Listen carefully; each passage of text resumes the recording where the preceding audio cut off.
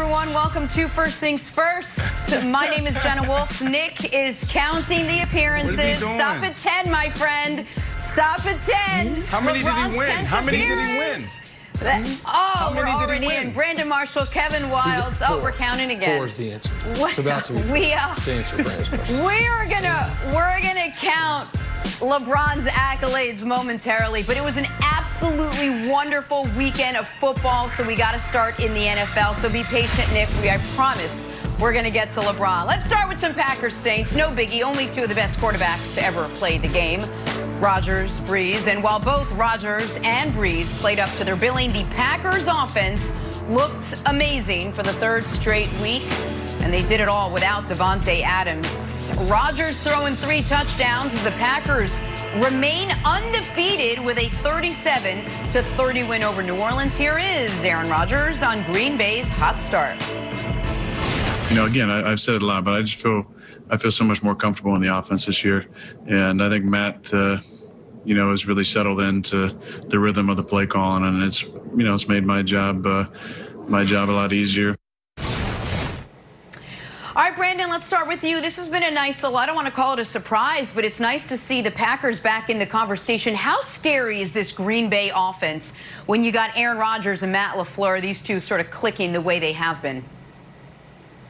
Extremely scary, Jenna. But you know what else is nice to see is Aaron Rodgers. I don't know if it was just me, but last night watching the game, it seemed after every single play Aaron Rodgers was smiling. When's the last time we saw that, right? I mean, we got to go back to before Matt LaFleur came in. There was a lot of talk about this guy's uncoachable. There was a lot of talk about Matt LaFleur coming in and getting this guy in check. So when you look at their record, did they have success? Yes. But when you see Aaron Rodgers happy and then really embracing this offense and leading this team to a potential championship, you got to think about the moment last year when Aaron Rodgers was like, okay, this guy's coming in to put me in check. I'm a Super Bowl champion. I'm an MVP. So you got to think about how that dynamic played out. So last year seemed like, you know, X's and O's was clicking, but the chemistry wasn't there. And them having a year to build, them having this offseason to really break down this offense and Aaron Rodgers really give his input, it's showing that it's going a long way. I just think about Aaron Rodgers outside of the locker room, outside, off of the field, being totally comfortable. And you're seeing that. If these guys can continue to build this relationship and click on all cylinders, this is a scary Packers team, Kevin. And, Brandon, I'll take it a step further. There's a great NBA quote, David Fizdale, take that for data. And I feel like this whole year so far has been Aaron Rodgers saying, take that for regression. There was a lot of smart people that said the Packers were a bad 13-3 team. They were a team that the record said they were good, but Rodgers wasn't playing at a very high level the last few years. I know you heard the same things. Some of those folks on Inside the NFL alongside you were saying some of those same things. And that if there was a team primed to take a big step backwards from a 13-win season, it was Green Bay, because they didn't have all the pieces that a great team typically does. So how did they overcome that? When they didn't really participate in free agency, they are getting no production at all from their first, second, or third round pick. So how'd they do it? Oh, they acquired vintage Aaron Rodgers. They got 2015 Aaron Rodgers. They got peak of his powers Aaron Rodgers. And if you have that, everyone is in trouble. And Brandon, I want to throw it back to you quickly here. The other thing that was on full display last night is we're all kind of learning how, not bubble ball, but how era of pandemic football with no fans in the stands or limited fans in the stands is going to work. And Aaron Rodgers' hard count in these dead quiet stadiums is a superpower. I mean, you saw him draw them off sides. You saw him get the free play. And, I mean, that's almost more valuable in an empty stadium than in a home stadium where there's still kind of the murmur of the crowd. So he's going to be able to do that. He seems to be feeling great. He knows the offense. He did it last night without Davante Adams. Brandon, it feels like he's just clicking on every single cylinder right now. 100%. I mean, and for me, it's less about Aaron Rodgers. You can have 200,000 people in the stands, and he's going to perform at a high level. He's just that type of talent. He's that type of guy. It's about the guys around him. You just talked about not having his #1 guy, Adams, involved last night.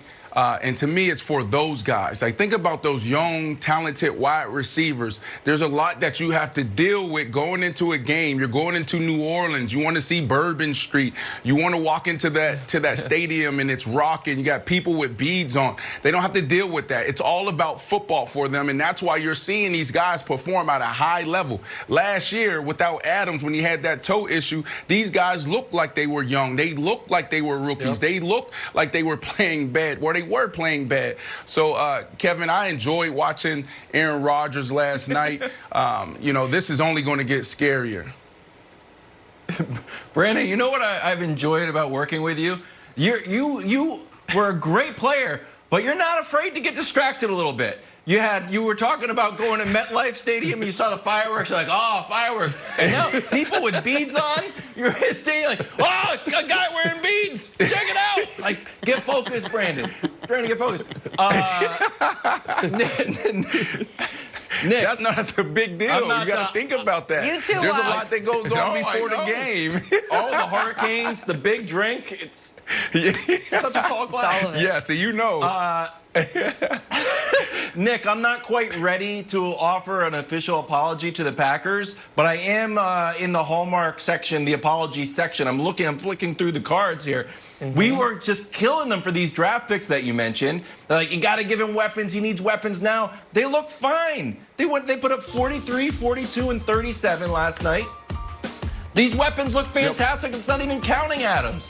So, like, are you ready to say, hey, maybe this draft wasn't as big of a disaster as we were making it out to be earlier this year? Oh, absolutely not. No. Because the problem wasn't that they didn't draft a wide receiver. The problem was they traded up in the first round to draft a player they hope never sees the field. And then in the second round, they drafted essentially a rich man's fullback.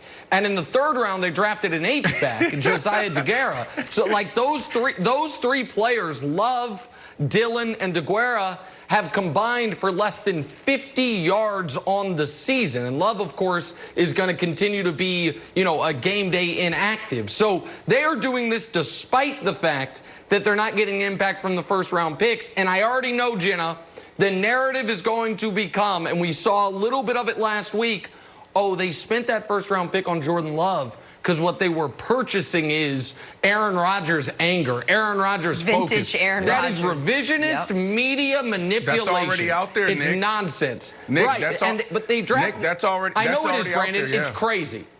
It is a way to justify what is going to look like an unjustifiable pick. You're right, but who cares? Look at the Aaron Rodgers that we all get to be entertained by now, week in and week out, at least through the first 3 weeks. All right, the Green Bay Packers remain unbeaten 3 weeks into the season after a win over New Orleans. We'll switch gears. Did Dak Prescott's 3 turnovers yesterday cost the Cowboys the football game? That's next. It's First Things First.